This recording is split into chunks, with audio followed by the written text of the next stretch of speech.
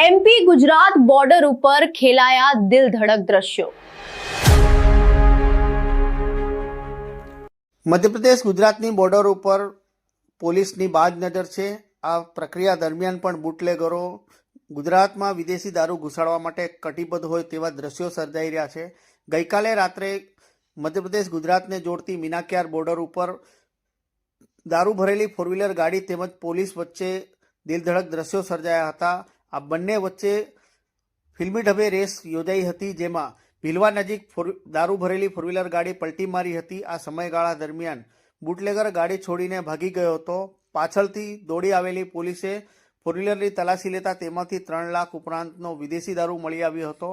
પોલીસે four wheeler ગાડી તેમજ 3 લાખ રૂપિયાનો વિદેશી દારૂ મળી કુલ 8 લાખ રૂપિયાનો મુદ્દામાલ કબજે કર્યો છે। સાથે જ વિદેશી દારૂ ભરીને લાવનાર ગાડી ચાલક વિરુદ્ધ પ્રોહિબિશન અંગેનો ગુનો દાખલ કર્યો છે। નોંધનીય બાબત છે કે ગુજરાત અને રાજસ્થાનને જોડતી તમામ સરહદો ઉપર સીસીટીવી કેમેરાથી સર્વેલન્સ કરવામાં આવી રહ્યો છે। સાથે જ વિદેશી દારૂ તેમજ માદક પદાર્થોની બદીને ડામવા માટે પોલીસ દ્વારા સઘન કાર્યવાહી હાથ ધરવામાં આવી રહી છે, જેના પગલે હવે બુટલેગરોમાં એક તરફ ફફડાટ જોવા મળી રહ્યો છે, બીજી તરફ આ પ્રકારના દ્રશ્યો સામે આવી રહ્યા છે।